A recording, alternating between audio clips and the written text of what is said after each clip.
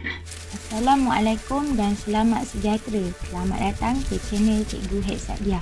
Video cikgu kali ini akan mengulas soalan esei yang berada di dalam buku teks Sejarah Tingkatan 4 KSSM bermula dari bab 1 hingga bab 10. Selamat menonton dan semoga ia memberi manfaat kepada semua.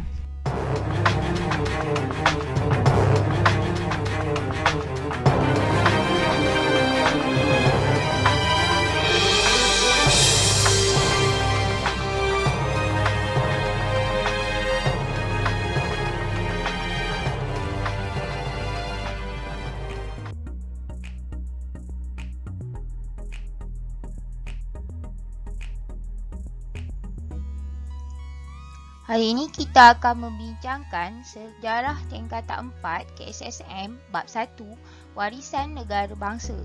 Cikgu akan mengulas soalan esei yang berada di dalam buku teks. Awak boleh rujuk buku teks di muka surat 48.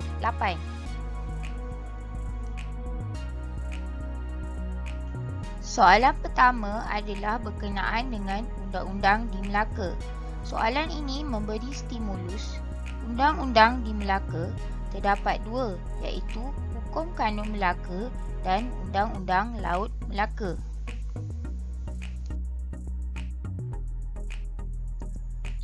Soalan A bertanyakan, apakah kandungan kedua-dua undang-undang di atas? Awak boleh rujuk di dalam buku teks muka surat 10 dan 11. Sebelum menjawab soalan, awak kena tahu apakah kata kunci soalan ini. Kata kunci soalan ini ialah kandungan. Apakah maksud kandungan? Kandungan ini bermaksud isi kedua-dua undang-undang, iaitu Hukum Kanun Melaka dan Undang-Undang Laut Melaka. Contoh jawapan yang cikgu berikan adalah begini. Calon ini menerangkan satu persatu tentang isi kandungan Hukum Kanun Melaka dan Undang-Undang Laut Melaka. Kandungan Hukum Kanun Melaka berkaitan dengan Undang-Undang Kekeluargaan 1 markah, Bidang Kuasa Raja dan Pembesar 1 markah, Perbuatan Jenayah dan Kesalahan Sivil 1 markah, Hal berkaitan dengan ekonomi 1 markah. Kemudian ia menerangkan pula isi kandungan Undang-Undang Laut Melaka.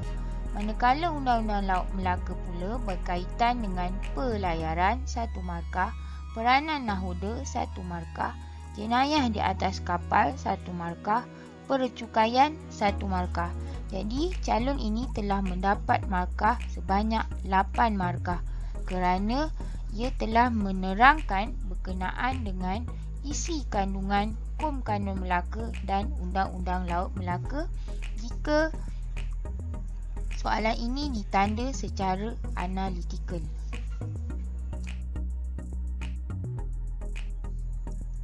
Untuk soalan B pula, soalan bertanyakan mengapakah undang-undang tersebut diperkenalkan? Atau dengan kata lain, kenapa undang-undang ini diperkenalkan? Kenapa undang-undang Hukum Kanun Melaka dan Undang-Undang Laut Melaka diperkenalkan di Kesultanan Melayu Melaka? Awak masih boleh merujuk di dalam buku teks muka surat 10 dan 11. Jawapan ini adalah lebih kepada kebat dan awak boleh juga merujuk ke dalam fakta. Contoh jawapan yang cikgu berikan adalah begini. Undang-undang ini diperkenalkan bagi melaksanakan pentadbiran dapat 1 markah di Kesultanan Melayu Melaka untuk menjamin kemakmuran dan kesejahteraan rakyat. Ini merupakan satu ayat lengkap. Kemudian calon ini menambah penanda wacana. Selain itu, undang-undang yang sistematik dapat menjamin keselamatan kesultanan ini. Dengan adanya undang-undang ini juga dapat mengekalkan keamanan, mengukuhkan perpaduan penduduk semasa zaman Kesultanan Melayu Melaka. Akhir sekali, melahirkan rakyat yang patuh pada undang-undang dan menghormati sultan dan pembesar pada ketika itu. Jadi calon ini mendapat markah 8 8 markah. 1, 2, 3, 4, 5, 6, 7, 8. 8 markah. Markah yang lengkap.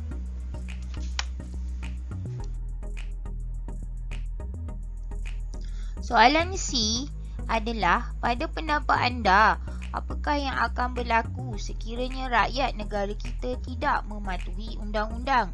Soalan ini merupakan soalan berfikir, kemahiran berfikir aras tinggi ataupun dikenali sebagai kebat.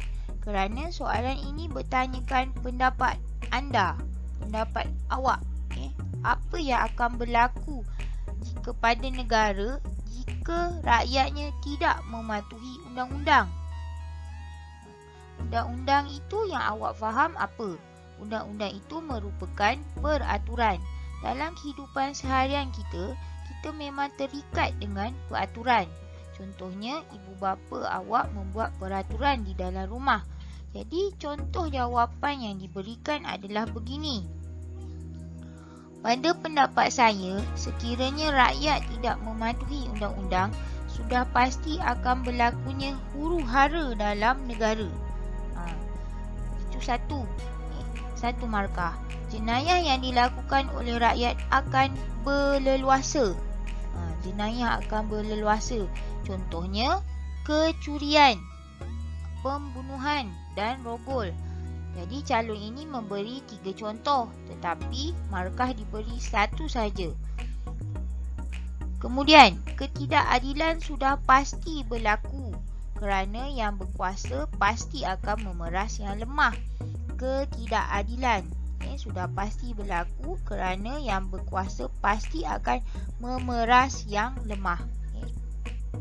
Maksudnya, berlaku ketidakadilan dalam organisasi masyarakat. Masyarakat berani melakukan pelbagai kesalahan kerana tiada sesiapa atau undang-undang yang dapat menghalang perbuatan mereka. Contohnya, kegagalan mematuhi undang-undang jalan raya sudah pasti akan menyebabkan banyak kemalangan dan ramai yang terkorban dalam kemalangan. Jadi ini contohlah. Contohnya 1 walaupun panjang begitu. Dalam keadaan ini, ekonomi akan merundum dan negara akan mengalami kemelesetan ekonomi. Dalam keadaan ini juga, keamanan dan keharmonian negara kita akan tergugat. Keamanan dan keharmonian negara akan tergugat. Politik juga tidak akan stabil dan tampuk pemerintahan negara juga akan tergugat. Keadaan ini boleh menyebabkan anasir-anasir luar akan mengambil kesempatan terhadap negara kita untuk menjalankan aktiviti mereka seperti penyeludupan dadah, penyebaran ideologi pengganas dan pemerdagangan orang. Jadi calon ini mendapat markah penuh. Kalau awak kira, dia telah mendapat 1, 2, 3, 4, 5, 6, 7, 8, 9, 10, 11, 12, 13, 14, 15. 15 markah.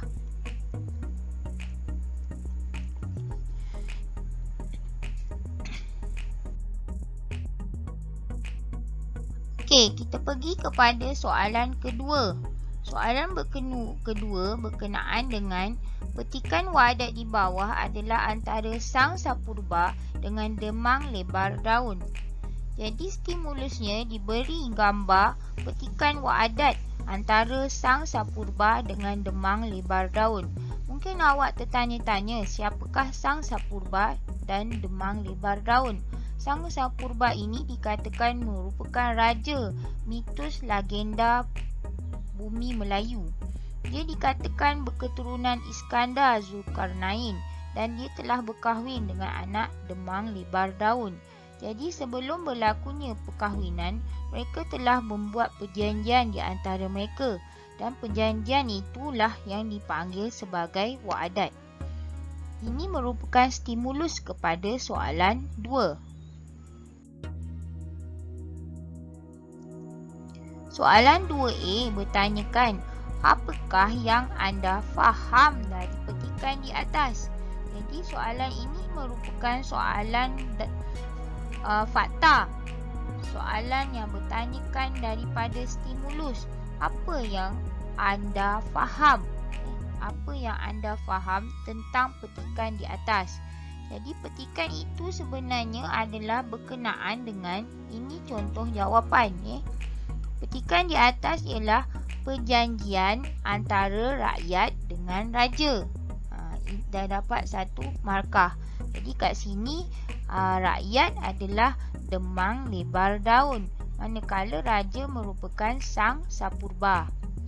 Dalam perjanjian ini dinyatakan perkara yang boleh dan tidak boleh dilakukan oleh seorang rakyat terhadap raja. Di samping itu juga dinyatakan juga perkara yang boleh dan tidak boleh dilakukan oleh seorang raja terhadap rakyat. Maksudnya dia balas baliklah. Rakyat tak boleh buat macam ni terhadap raja. Raja pun tak boleh buat macam ni terhadap rakyat. Jadi dia seimbang. Sekiranya mana-mana pihak melanggar perjanjian, mereka akan menerima balasan sebagai akibatnya. Jadi itu sebenarnya rumusan daripada petikan waadat antara sang sapurba dengan demang lebar daun. Jadi calon ini mendapat 4 markah kerana dia telah menerangkan berkenaan dengan isi perjanjian waadat antara sang sapurba dengan demang lebar daun. Soalan 2B. Soalan 2B bertanyakan, mengapakah rakyat dilarang menderhaka kepada raja? Jadi soalan ini kata kuncinya bertanya kenapa rakyat dilarang menderhaka kepada raja. Kenapa rakyat tak boleh menderhaka kepada raja? Kenapa rakyat tak boleh lawan raja? Jadi awak kena fikir kenapa rakyat tak boleh lawan raja. Raja itu kan seorang pemerintah. Jadi rakyat kena menghormati raja. Jadi contoh jawapan yang cikgu berikan adalah begini. Rakyat dilarang menderhaka kepada raja kerana pada zaman dahulu raja dianggap sebagai bayangan Tuhan di muka bumi dan rakyat mempercayai konsep dewa raja. Itu kepercayaan orang dululah kepada raja. Maksudnya raja itu memang dipandang tinggi. Derhaka kepada raja bererti menderhaka kepada Tuhan. Rakyat juga mempercayai kesaktian raja kerana adanya unsur mitos dan legenda tentang asal-usul seseorang raja. Raja juga merupakan simbol perpaduan dan mempunyai kedudukan yang tertinggi dalam hierarki sosial masyarakat. Rakyat yang menderhaka akan ditimpa tulah. Tulah ini dalam kata lain adalah balasan. Menderhaka juga dianggap sebagai tindakan biadab oleh masyarakat zaman dahulu. Jadi calon ini menjawab jawapan yang lengkap lah. Maksudnya dia faham kenapa rakyat pada zaman dahulu dilarang menderhaka kepada raja. Kepercayaan orang dahulu terhadap raja sangat tinggilah kepercayaannya. Dia sangat menghormati raja. Jadi calon ini telah mendapat 1, 2, 3, 4, 5, 6, 7, 8, 9. 9 isi yang dia ada, jadi 9 markah.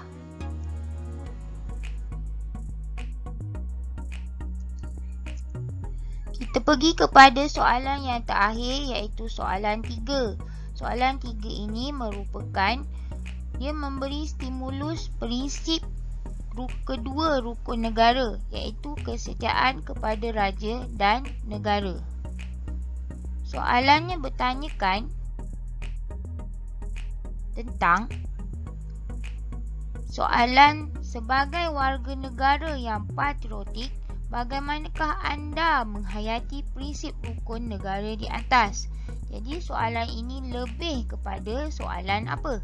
Soalan kemahiran berfikir aras tinggi, iaitu soalan hebat. Dia tanya kepada awak semua, sebagai warga negara yang patriotik, apa maksud patriotik yang awak faham? Patriotik adalah semangat sayang kepada negara atau cinta kepada negara sampai sanggup awak berkorban terhadap negara. Jadi, bagaimana awak nak menghayati prinsip rukun negara ini? Macam mana awak nak menghayati? Apa yang perlu awak lakukan untuk menghayati prinsip rukun negara, iaitu kesetiaan kepada raja dan negara? Contoh jawapan yang cikgu berikan ialah begini.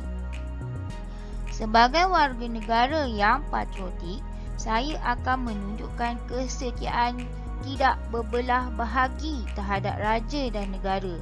Saya sentiasa akan menjaga nama baik negara di mana-mana sahaja saya berada. Saya sanggup berkorban untuk raja dan negara. Sebagai rakyat, saya tidak akan menyertai sebarang aktiviti yang menentang raja dan perkara yang boleh menjatuhkan nama negara kita. Di samping itu, saya akan sentiasa berusaha untuk menaikkan nama negara di pesada dunia. Saya juga tidak akan meninggalkan negara atau berhijrah ke negara lain. Jadi ini adalah merupakan idea calon ini. Jawapannya begitu. Jadi calon ini mendapat markah sebanyak 1, 2, 3, 4, 5, 6, 7 dan 8. Calon ini mendapat 8 markah. Jadi itu sahaja soalan yang cikgu bincangkan untuk hari ini. Ada 3 soalan yang merangkumi soalan fakta dan kebat supaya awak dapatlah sedikit sebanyak memahami bab 1 ini, apa sebenarnya tentang isi pelajaran bab 1.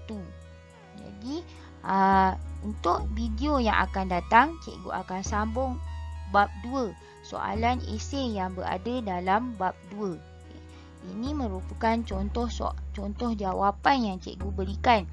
Jika awak bertanyakan kepada guru sejarah awak sendiri, awak ada idea yang lebih hebat berbanding jawapan daripada jawapan yang cikgu berikan untuk soalan kebat, tidak berjadi masalah kerana jawapan soalan kebat masih diterima mana-mana yang munasabah. Jadi, berjumpa di video yang akan datang. Jumpa lagi. Bye.